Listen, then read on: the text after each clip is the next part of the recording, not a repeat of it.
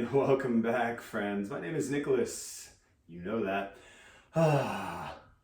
You guys ready for it? You ready for it? All right, so we're gonna get you into the forward fold. So you guys have had the opportunity to practice, right? You've had the opportunity to go from arms up overhead in your big stretch and then fold down however suits you, right? You could have the prayer hands, you could have the arms up. Now, you are already folded forward. Now, I should also say, if you have, if you're on blood pressure medicine, it may not be suitable for you to have your head below your heart. One, unless you do it regularly. Two, your doctor has cleared you. Or, actually, I think those are the only two. Or you're confident that, you'll know when to stop. I guess that would be the third one. You're confident you would know when to stop in case you do get a little wonky. And that's what's most important, right? You need to be able to identify what's going on. So, with that being said, let us take ourselves into that forward fold, right? If you want to practice reaching your arms up and then going down. So our knees are going to be at various levels. So one thing I like to do when I get into my very, very first forward fold is I like to shift and move around, move my hips around. Right? I like to reach up and down the back of my legs. I like to press my hands onto the floor and then roll my head around.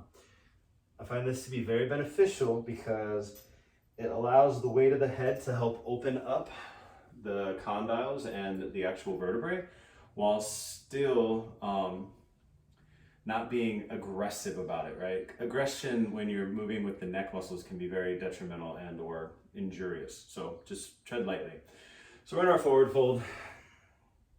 All right.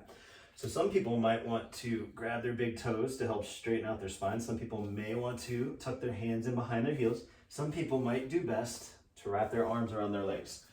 Try all three. So peace sign fingers on the big toe, hands underneath of the heels, or just hugging the back of your legs. So people who are not really able to get their hands under their feet, either at the toes or the heels, should really consider using the wrap of the arms around the legs because it does allow you that space to straighten the legs. All right. So I know you're thinking, but Nicholas, the back of my legs are so tight. Yeah, mine used to be too, okay? So this particular practice that we're going to do right now, little drill, this little challenge is going to be to help work on feeling the intensity on the back of the leg and then practicing holding into that intensity without creating pain and without creating injury, all right? So I would say have your fingertips just in front of the toes as you do this one. Really focus on getting into that forward fold. So one way I like to get into a good strong forward fold is I place my fingers on the floor a little bit in front of the toes. I shift my weight into my big toes and then I fold over the legs. So I have a slight bend in my knee. Now, what I would like for you to do next, this is Ginger. Hello, Ginger. I want you to bend your knees, drop your heels down, relax your collarbone, and then lift your hips back up, push your knees back. And then bend the knees, hips are down, and then you exhale, fold forward. So, again, there's different ways you can do this. You could have your fingertips on your toes. You can have your hands under your heels. If you do Bikram, this might be very familiar to you. And you could still have your hands wrapped around the legs as you do this. Again, making sure that for you, you're paying attention to the head below the heart, making sure you're not feeling wonky. And if you do have a propensity to get head rushes, when you come up out of this, use the wall or use something to assist you as you do so, all right? So go ahead and take a pause. I want you to spend 1, 2, 5, 10 minutes practicing stretching the back of your legs. This is something I think you should come back to daily as a warm-up to get you ready for your postures that day. So go and do that, and I will see you in a moment.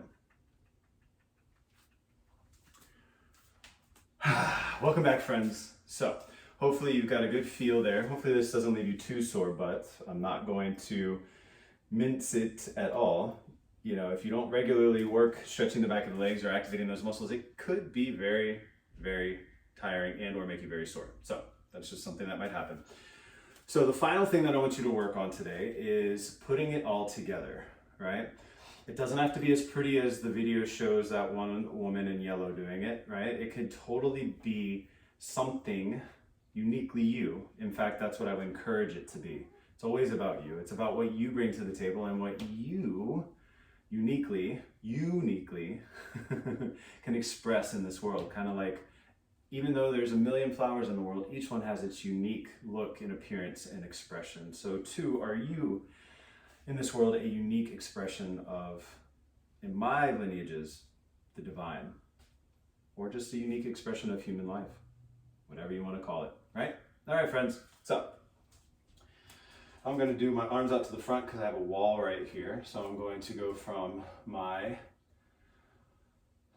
Tadasana, get centered, stretching up, reaching down, right? Inhale, arms up. Exhale down. I choose to do it with the weight back in the heels. And then I'm going to finish moving into the variation that I want, following that exhale. And then I can start to breathe and stay here. Or I can choose to inhale, come back up, and bring the hands back down.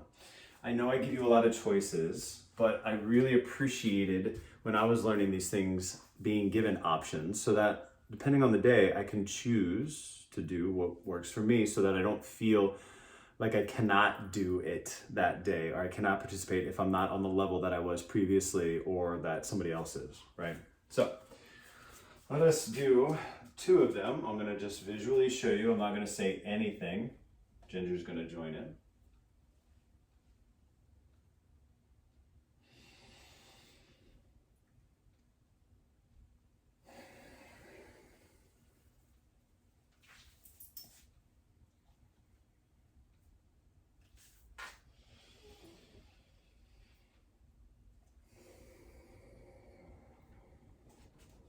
We'll turn and face you.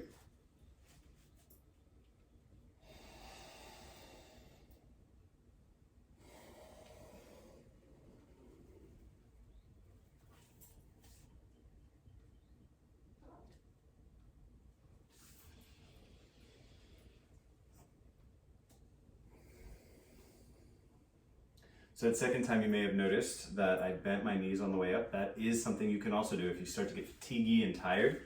Watch it from the side. So your hands would be here, and then you can come up just like that, right? And that would protect your knees, your glutes, your thighs, and your ankles, okay? So what I would like for you to do is to do at least 10 of those, up to 20 to 30 of those. Try to slow your breathing down so that you get the most out of it, and have fun with it, enjoy it, right? In the last video, I made sure to say, enjoy your flow, right? Your expression. Have fun bringing forth that which makes you, you, and let it rip, let it fly, let it flow, all right? So my name is Nicholas, and the only other thing that I can think to say right now that I think would be beneficial is if you wobble and lose your balance, that's fine. If you have to do it next to a wall so that you can steady yourself, right? That's okay, right? Sometimes we lose our balance. Sometimes we need props. Sometimes we need assistance, and that's okay. Just do whatever it is you need to do, and don't take yourself so seriously. It's just yoga. Bye.